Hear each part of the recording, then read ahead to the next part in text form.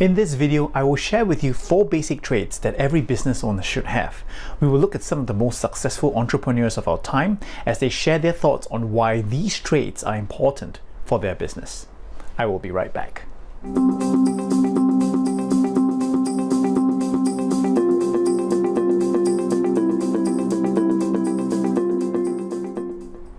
Welcome back. My name is Raymond Huan, and if you're interested in business, own your own business, or you're just looking for tips on how to manage your business better, I encourage you to subscribe to my channel right now by clicking on the subscribe button.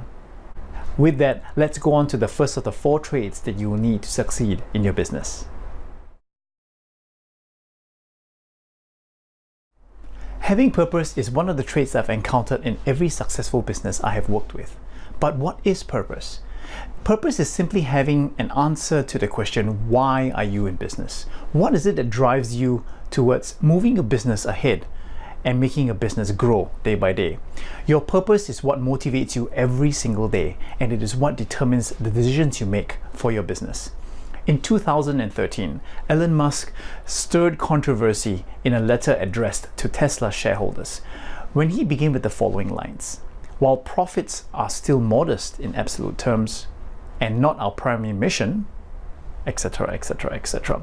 The following video excerpts are taken from an interview with Elon Musk, the founder of Tesla Motors, on his thoughts on how important purpose is to his business. It raises the question of a purpose-driven business. So you've heard already that Tesla is not just trying to make money. That is not the priority. In fact, if you read the most recent shareholder letter, it says profits are not. In fact, I started off the shareholder letter saying the profits are not our primary goal. And then I got a little bit of some of the board members who questioned that statement. And I was like, well, it's true, you know. And like for now, or like just while we're growing, but no, just not the priority. Which I think in a business school is a really good point to dwell on for a moment. Yeah, it's not that I think they're unimportant or anything. It's just not the primary goal. That's right. And I actually told people that on the IPO as well. And so it's not like new information, or at least, you know, if people had watched the IPO, it's not new information. And actually, amazingly, the stock went up after that. I think there's a profound to you that, the profits will come. Or, well, we have to generate positive cash flow, or we have to generate enough cash flow to fund future developments, which requires having a good gross margin.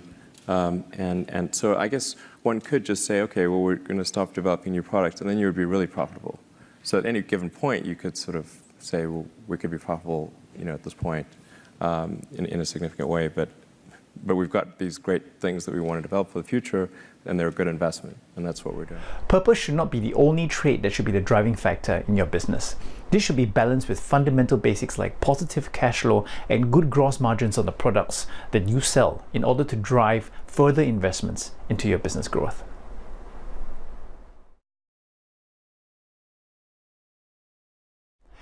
Passion is a strong desire for something that propels us to endure and to excel, no matter what the circumstances business owners face. Steve Jobs of Apple is vividly remembered as an example of a very passionate entrepreneur. Here's an excerpt of his thoughts about being passionate and why, in his opinion, it is necessary. People say you have to have a lot of passion for what you're doing, and it's totally true. And the reason is because it's so hard that if you don't, any rational person would give up. It's really hard. And you have to do it over a sustained period of time. So if you don't love it, if you're not having fun doing it, and you don't really love it, you're going to give up. And that's what happens to most people, actually. If you really look at the ones that ended up, being successful, unquote, in the eyes of society, and the ones that didn't, oftentimes it's the ones that are successful loved what they did so they could persevere when it got really tough. And the ones that didn't love it quit because they're sane. Right? Who would want to put up with this stuff if you don't love it?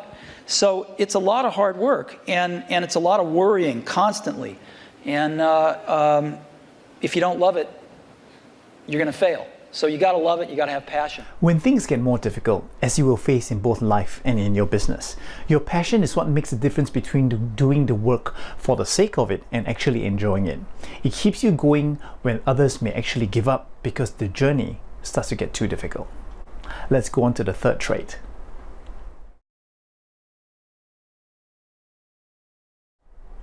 Some of the best companies in the world are successful because they know how to make their customers feel special. They know how to deliver a very positive and memorable customer experience. Amazon is an example of such a business. In the excerpt of the following video, Jeff Bezos, the CEO of Amazon, explains the reason for Amazon's success. Let's take a look at that. Hi, Jeff.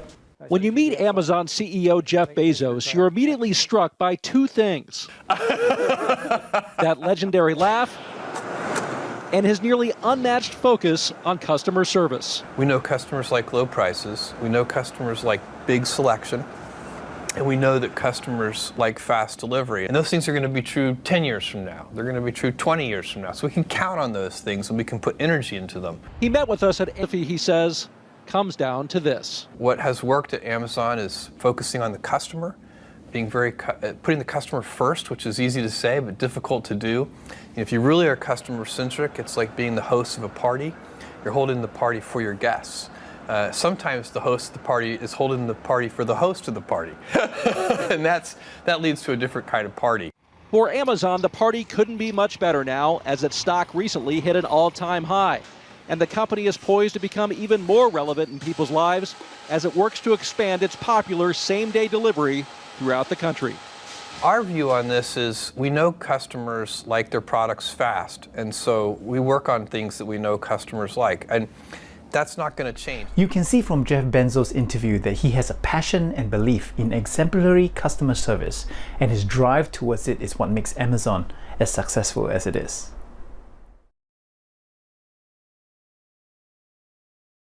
A great product and exemplary customer service are two factors that make a business excel.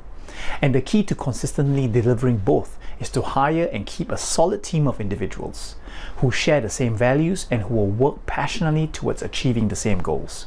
To do this, any company must have a great culture. People must love working with you and everyone else. Brian Chesky, one of the co-founders of Airbnb, explains how they maintain the culture in their company.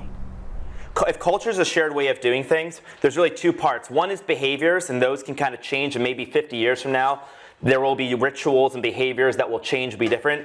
But there have to be some things that never change, some principles, some ideas that endure, that make you, you. And I think of core values as integrity, honesty. Those aren't core values because they're values everyone should have. They're like integrity values. But there have to be like 3, 5, 6 things that are unique to you. And you could probably think about this in your life. What is different about you than every single other person? If you could only tell somebody 3 or 4 things, what do you want them to know about you? And we realized that when Zappos was 100 employees, they wrote down these 9 core, is it 9? 10 core values. And the only thing I learned from Tony is he said, I wish I didn't wait till I was 100 employees to write down a core values. So I think I was talking to Sam, he says he thinks we're one of the only companies that wrote our core values down before we hired anyone. And because some people ask, like, why did you spend so much time on like hiring your first engineer? And here's what we thought about it. I kind of felt like your first engineer was like bringing in DNA to your company. This person was gonna, like, there were gonna be, if we were successful, there were gonna be 1,000 people just like him or her in the company. And so it wasn't a matter of like getting somebody to build the next 3 features that we needed to ship for our users. There was something much more long-term and much more enduring, which was, do I wanna work with 100 or 1,000 more people like this? Now you want diversity, but you want diversity of like beliefs, you want diversity of like backgrounds, age. You don't want diversity of values. You want a very, very homogenous beliefs. And that's the one thing that shouldn't be diverse. So we have 6 core values. I'll maybe talk about 3 of them. Okay.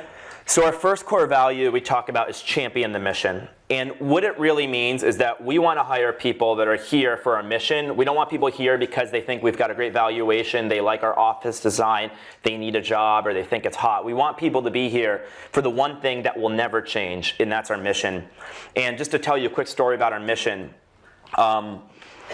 Airbnb, a lot of people describe it as a way to book a room or book a house and you travel around the world. And that's what we do. But that's not at all why we do it. And to answer the question of like what our mission is, I'll just tell you a quick story. And this, I think, describes it. In early 2012, I met a host named Sebastian. So we do these meetups around the world where we meet with hosts. And I meet this host named Sebastian. He's probably like late 50s. He lives in North London. And Sebastian looks at me and he says, Brian, there's this word you never use in your website. And I said, what's that word? He said, that word is friendship. I would love to tell you the story about friendship. I said, okay, tell me the story about friendship.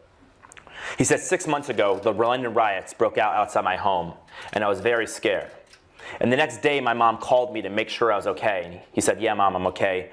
And she goes, what about the house? And he says, well, yeah, the house is okay as well. And he said, here's the interesting thing. Between the time the riots broke out and the time my mom called me was a 24-hour window of time. And in that period of time, he said 7 of my previous Airbnb guests called me just to make sure I was okay. He said, think about that. 7 of my guests called me before my own mother did. I don't know what that says about our guest or his mother more, but so when you hear that story, at our core, what we're about, that's much more than just booking a room or traveling. What we are about is we want to help bring the world together. And we want to do that by giving a sense of belonging anywhere you go. So our mission is to belong anywhere. So 5 years from now, 20 years from now, maybe we're still selling rooms and homes, but maybe we're not. But I can guarantee you what we're always going to be about. So just to quickly recap on the 4 traits we looked in this video. If you want your business to be successful, you will need passion. That is why you work in a business. You will need purpose. You need that to keep things sane and to make working fun. You need to have exemplary customer service to keep your clients coming back to your business again and again. And you need to have a great culture in the business and have fun doing it. This is essential in order to attract and retain the people who are your greatest asset in the company to work with you and to help you achieve your business objectives. Take some time to consider about the 4 traits that I've mentioned in this video and identify what you need to do in order to bring out your passion, your purpose, and the culture that you want in your business. As this is the end of the year, most, if not all of us, will be starting to get busy this upcoming festive season. I will be taking a break during this period and I'll resume posting up my videos in the new year. Thank you very much for your feedback throughout this year, and I want to take the opportunity to wish you all the best this upcoming Christmas period and be safe as you go about working on your business during the holidays. All the best and Merry Christmas.